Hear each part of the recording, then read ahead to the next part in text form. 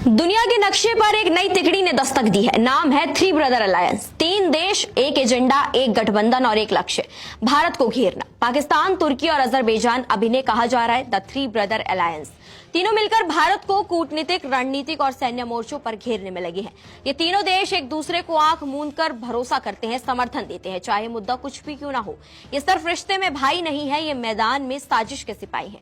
ये सिर्फ राजनीतिक गठजोड़ नहीं है, ये एक सैन्य गठबंधन है जिसकी नींव बाकू में रखी गई थी, जहां 2021 में हुई एक खास बैठक में तय हुआ कि हम तीनों एक दूसरे के दुश्मनों को अपना दुश्मन मानेंगे। ऐसे में इस तथाकथित थ्री ब्रदर अलायंस से भारत की सुरक्षा को खतरा पैदा हो गया।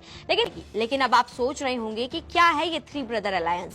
तो बता दें, 2021 में बाकू में 3 इस्लामी देशों का सैन्य संगम हुआ। पाकिस्तान, तुर्की और अजरबैजान एक वादा करते हैं, एक पर हमला सब पर हमला समझा जाएगा। तभी से कश्मीर से लेकर करबाख तक और गाजा से लेकर संयुक्त राष्ट्र मंच तक ये तिकड़ी एक सुर में बोल रही है भारत के खिलाफ। अब पाकिस्तान को सपोर्ट करने मैदान में उतरे हैं तुर्की और अजरबैजान।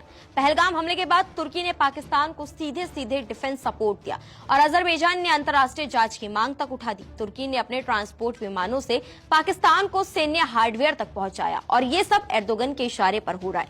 जी हाँ, वही एर्दोगन जो खुद को इस्लामी दुनिया का नया खलीफा बनाना चाहते हैं।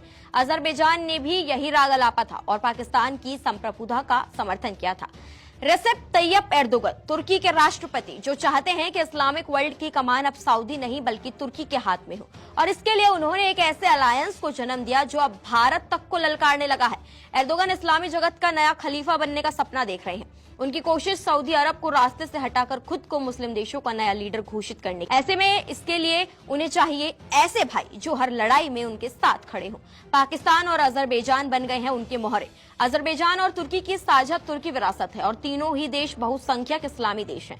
इस गठबंधन के निर्माण से तीनों देशों को फायदा हुआ है। उदाहरण के लिए तुर्की के सैन्य समर्थन ने 2020 के नारगोनो करबाख संघर्ष में अजरबैजान को आर्मेनिया को हराने में मदद की। लेकिन क्या थ्री ब्रदर्स अलायंस भारत के लिए नई चुनौती है, या भारत की स्ट्रेटेजी से इस गठबंधन की नींव हिल जाएगी? क्या एर्दोगन वाकई खलीफा बन पाएंगे?